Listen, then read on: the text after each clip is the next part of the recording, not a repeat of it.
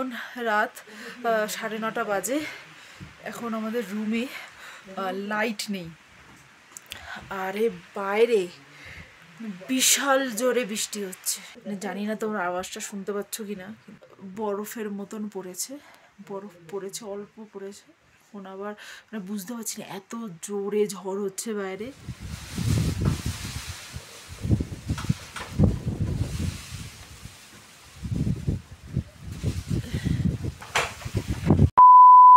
Good morning everyone, good morning.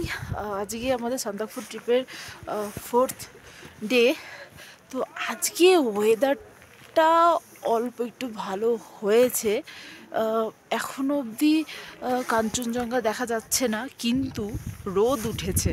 সকালবেলার দিকে রোদ ওঠেনি, কিন্তু এখন মোটামুটি ওই 8টা মতন বাজে, কিন্তু এখন কিন্তু ভালোই রোদ উঠে গেছে। মাঝে মাঝে মেঘলা হচ্ছে, কিন্তু আকাশ কিন্তু বেশ পরিষ্কার হয়ে গেছে। রাত্রেবেলা কালকে স্নোফল হয়েছিল, বেশ ভালো হাওয়া দিয়েছে। এই যে আকাশ বেশ পরিষ্কার হচ্ছে আস্তে আস্তে। আর এই যে আমাদের নমবুদ্ধা ট্রিগার হাট, তো এখানেই আমরা ছিলাম। আর দেখো চারপাশটা বেশ ঝলমলে ভাবে রোদ উঠেছে, কিন্তু দেখা গেছে কাঞ্চনজঙ্ঘা। এই যে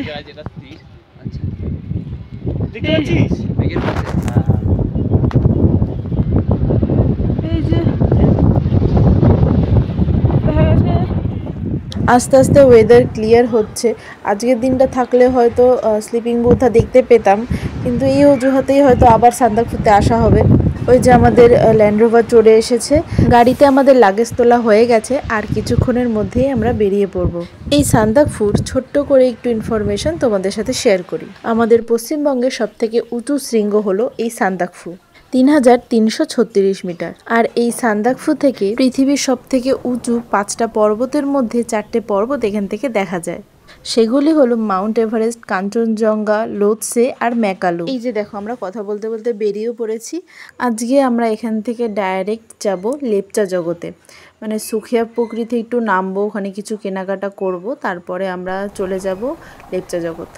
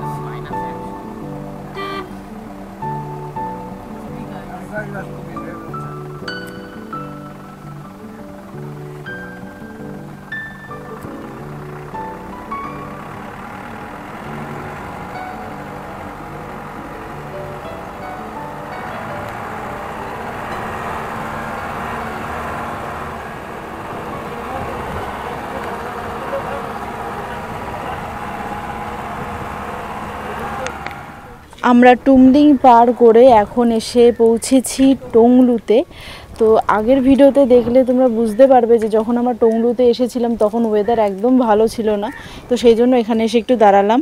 আমরা যখন সান্দাকফু ট্রিপের জন্য বুকিং করছিলাম সব হোমস্টে বা লজে, তখন দেখছিলাম যে টুমলিংয়ে সেরকম কোনো থাকার ব্যবস্থা নেই, মানে বেশি একটা অপশান নেই। কিন্তু দেখতে পাচ্ছি এখন অনেক হোমস্টে হচ্ছে নতুন, তো আশা করি ভবিষ্যতে টুমলিংয়ে আরও থাকার অপশান বাড়বে, এখানে এসেও থাকা যাবে।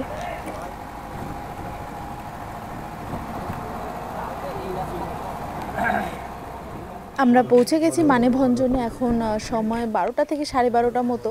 তো এখান থেকে আমরা গাড়ি বুক করে তারপরে আমরা যাব লেপচা জগতে। তোমরা যদি মনে করো যে এখানে এসে একদিন থাকবে, তো সেটাও তোমরা করতে পারো। এখানে কিন্তু প্রচুর থাকার অপশান আছে, আর কেনাকাটার জন্য এখানে প্রচুর দোকান আছে। এখন সময় 2:30 মতো। এখন আমরা চলে এসেছি লেপচা ভিউ হোমস্টের এখানে। এখানে আমরা আজকে থাকবো। আর এখানেও ওয়েদার সেরকমই, সান্দাকফুতে একটু ভালো ছিল, তো এখন এখানেও ওয়েদারটা ওরকম কুয়াশায় ভর্তি হয়ে গেছে।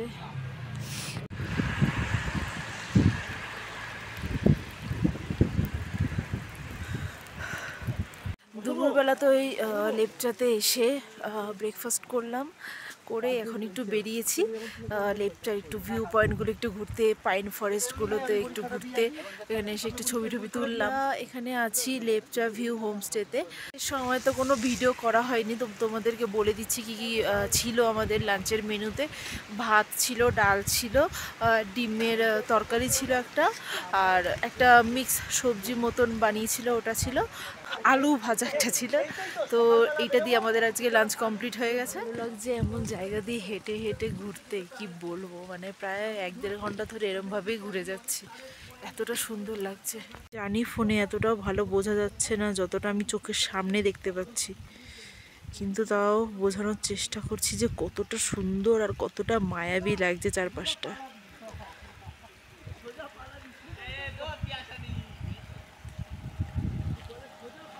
আমাদের রাতের ডিনার চলে এসছে, মাংস, রুটি আর স্যালাড ওই যে ওখানে আছে, আর একটা সবজি ছিল।